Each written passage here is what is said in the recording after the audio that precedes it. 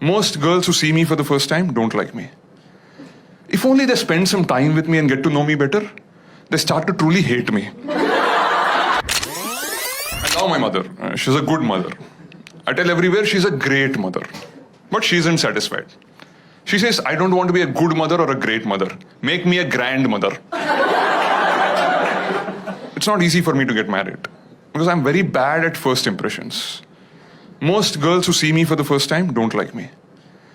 If only they spend some time with me and get to know me better, they start to truly hate me.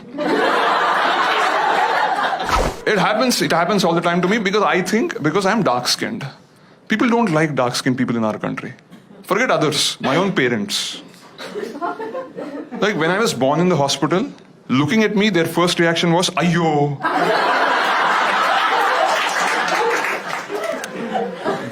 They said it so loudly, half the hospital thought I was a girl.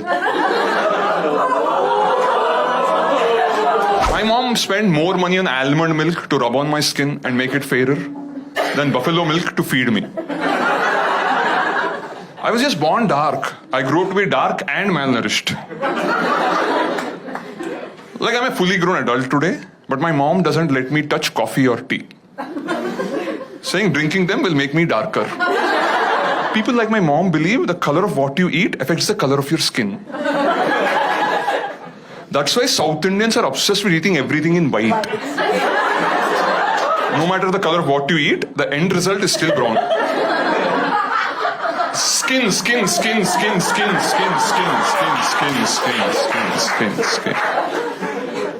But I can understand my parents' disappointment because in my family we have both genes. Because my grandfather was dark and rich.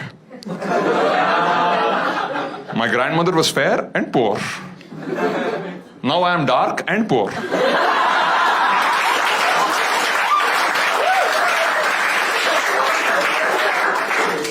But we have the other branch of the family, my cousins, who inherited all the money and the fair genes.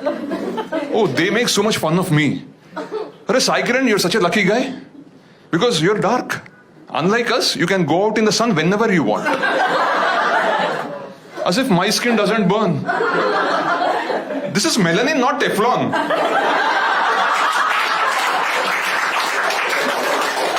These fair-skinned morons think that if a cow stays in the sun for too long, it becomes a buffalo.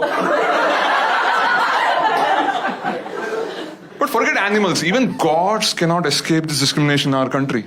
You all know Lord Krishna. Krishna means dark. He is described in the Mahabharata as Neela Megha Shyama, which means as dark as the rain-filled cloud. Then why the hell do they show him everywhere to be sky blue in color? Like how colorblind do you have to be to confuse the color of the cloud with the color of the sky? That's why we can't predict rains in this country properly. If you remember TV Mahabharata, Lord Krishna was played by Nitish Bharadwaj, who was super fair. That's like Leonardo DiCaprio playing Nelson Mandela. Because we can't accept a hero can be dark-skinned. Why? We are just dark, not shady.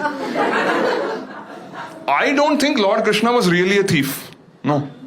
He was just the darkest child in Vrindavan. And everybody accused him only. Because all the stuff that was getting stolen were white eatables. But at least ancient India was a progressive time. Because in spite of all the propaganda, Lord Krishna was very lucky with the ladies. Not something I can claim to be. I recently read a report by .com. According to it, 71% of Indian women want their husbands to be fair-skinned. The rest 29% don't care about skin color, as long as the guy is rich. So in this country, to whitewash brown skin, you need black money.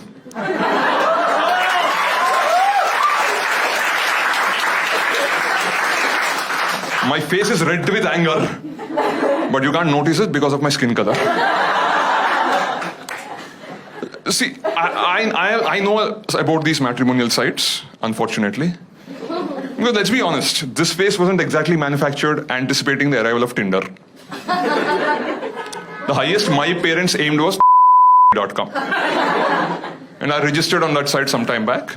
And there I realized that the competition for Indian women is absolutely brutal. On these websites, for 100 men, there are barely 50 women. And NRIs take away the top 20 export quality girls. The next 20 go to the two eyes of India, IITs and IIMs. Men like me don't stand a chance. So I clearly wrote in my profile, I may not be NRI or an IITian, but I'm healthy, I'm a vegetarian, and I do not smoke or drink, even coffee or tea. I thought many women will be impressed by someone like that. And I got 5 responses. Not from women, but from people requesting blood and organ donations. It was a bit painful, but I took the money and the fruity and registered myself on .com. And I'm very proud to tell you, just a few weeks back, I completed 5 years as a fully paid member of .com.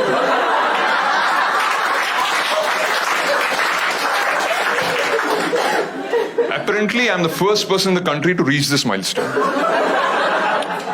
So they sent me a congratulatory email. After 5 years on .com, most men get into a committed relationship or commit suicide. So as a special gesture towards me, they gave me a free upgrade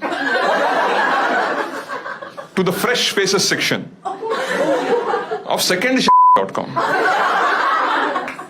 And there on that website, I saw all these familiar girls who 5 years ago rejected me, got married, had kids, got divorced, and again on this website, again rejecting me. Deja vu! They say I'm incompatible with their kids. If you agreed 5 years ago, that would have been my kid. I'm a Manglik. Yeah. So before I can marry a girl, I have to marry a tree. Now the only thing more difficult than finding a girl these days is finding a tree. But you may say, but there are so many trees around, you can just marry it. It's not that simple. There are caste issues. I cannot just marry any creeper or croton. Like if you're a Marwadi, you have to marry a money plant.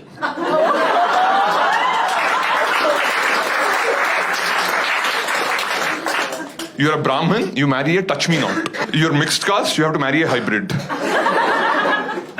So I was getting desperate, like because all my friends had girlfriends, they're taking them to all these parks to do naughty things behind the bushes.